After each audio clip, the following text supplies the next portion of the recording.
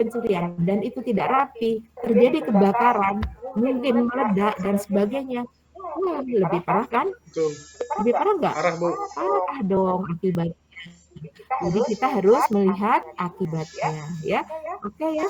Nah, kemudian selanjutnya sudah ya tadi apa? Itu yang berhubungan dengan para pemilik modal, tanah, bahan mentah, ya, termasuk tenaga kerja. Itu sebenarnya kita sebut pemilik sumber daya. Oke. Nah, ini semuanya akan membantu kita. Kemudian kita masuk di teori perusahaan, ya. Teori perusahaan itu apa? Ya, kita harus tahu perusahaan punya tujuan. Postulatnya adalah memaksimumkan kekayaan, ya, itu nilai perusahaan. Makanya kita sering ya, kalau Bapak dan Ibu bekerja di salah satu perusahaan besar, kemudian di situ siapa sih direksinya, dilihat itu Pak. Orang mau RUPS nih, lagi dia namanya terbuka TBK, dilihat banget tuh siapa yang dicalonin, gimana track recordnya, kan begitu ya, diawasi oleh siapa, para pemegang saham. Ya. Jadi makanya ini harus membutuhkan satu kepercayaan, ya. Jadi silakan. Nah, tapi saya nggak bicara ke situ, biarin gitu. Kita mau ngitung kekayaan perusahaan, present value itu dinyatakan sebagai penjumlahan dari profit, Pak. Profit 1, profit 2, profit N. Ini kita jumlahin tergantung nanti Bapak kasih N-nya 1 sampai dengan N. N-nya itu berapa, mau kasih berapa? Proyek kita mau berapa? 10 tahun, 15 tahun, 20 tahun, terserah. Nah, present value itu menunjukkan penjumlahan dari seluruh profit yang dia peroleh bandingkan terhadap ini namanya pembilang, yang ini namanya penyebut, ya. Jadi present value menunjukkan nilai sekarang dari laba perusahaan masa depan. Ya. Laba itu apa? Laba itu adalah selisih positif dari total revenue terhadap total cost-nya. Kemudian R-nya itu apa? R itu ada tingkat diskonto yang tepat untuk menentukan nilai sekarang dan laba masa depan. Nah, ini aja dulu dipegang, ya. Sudah itu nilai perusahaan. Nah, belum bisa kalau kita nggak nanti praktek, ya. Lihat. Nah, kendalanya apa? Maaf, ini dulu. Ya, setelah tadi yang panjang itu, kita rubah rumusnya menjadi ini namanya efisien, ya. Jadi nilai perusahaan itu lain adalah penjumlahan dari laba. Laba tahun pertama sampai tahun ke N. Nah, laba itu apa? Tadi saya katakan selisih positif dari total revenue terhadap total cost-nya. Jadi penjualan itu total kan pendapatan total, TC adalah biaya tergantung dari apa? Ya, ini masing-masing tergantung dari penjualan atau minta atas output perusahaan. Nah, kemudian yang keduanya tergantung TC-nya tergantung apa? Teknologi produksi, ya. Karena kita mau merubah input menjadi output, kalau tanpa adanya teknologi tertentu nggak jadi. Nah, kemudian ada tingkat diskonto. Sebab apa diskonto itu? Mungkin punya dana yang dipakai itu harus pinjam fund.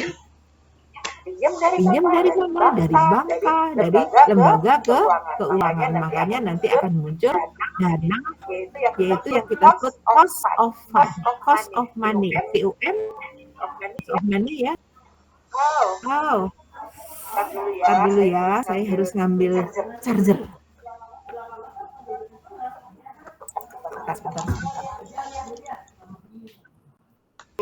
Ini tergantung dari apa? TR dikurangi TC.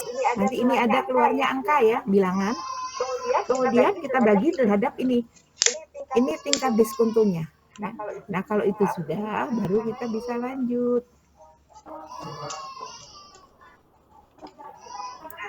Nah, tadi kita sudah sepakat perusahaan kita harus berlaba, ya. Nah, begitu kita lakukan, maka selisih itulah nanti kalau Bapak dan Ibu kerja, selisih positif ini yang kita sebut dengan profit. Nah, dalam ilmu akuntansi, profit ini nggak begitu aja, ya. Berapa sih porsinya itu diserahkan kepada masing-masing perusahaan. Kalau perusahaan ingin tidak konten terus, konten itu artinya Anda lihat orang ya, nggak naik-naik tingginya gitu. Kalau misalnya stakeholdernya, pemegang saham menghendaki komposisi yang tinggi dari profit untuk mereka. Tapi kalau para pemegang saham itu memahami, perusahaan nggak bisa kita kompetin terus, nanti orang lain jauh lebih tinggi dari kita. Nah, maka mereka akan memberikan satu proporsi tertentu terhadap bagian mereka terhadap profit, gitu ya. Ini ditetapkan dalam satu kekuasaan tertinggi yang ada yang kita kenal sebagai RUPS, Rapat Umum Pemegang Saham, ya. Nah, bahasanya ada sebagian dari keuntungan yang ditanamkan kembali. Nah, itu yang kita sebut sebagai apa? Ditahan, Bu. Retain earning, Bu. Ya, kan kita tadi udah sampai.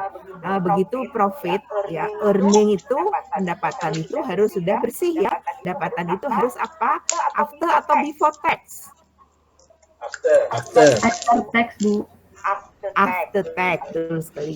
Nah, begitu after tax, dia akan kita bagi lagi menjadi apa itu? Berapa haknya pemegang saham, stakeholder, dan berapa yang akan ditanamkan kembali ke perusahaan supaya perusahaan tidak konten itu apa? Cebol gitu ya.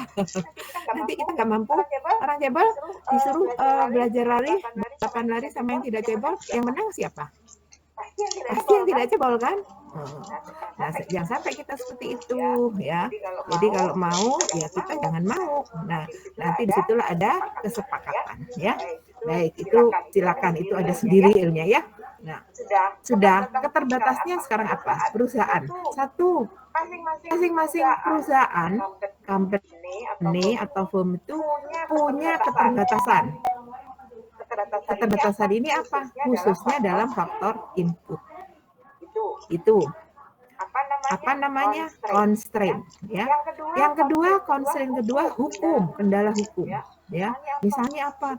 Kita nggak bisa dong maksa-maksain tenaga kerja, kalau bisa upahnya serendah-rendahnya, sekecil-kecilnya supaya nanti untungnya gede. Nggak bisa.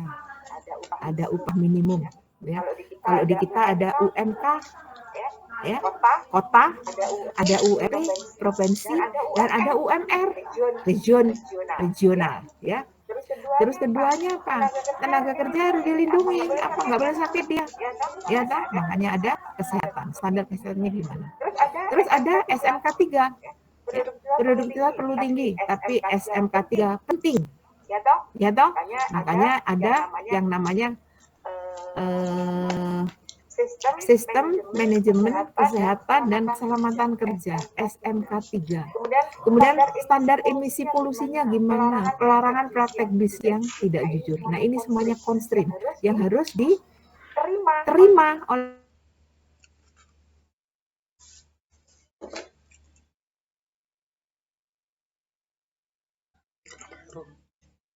Astagfirullah ya Allah ya Rabbi.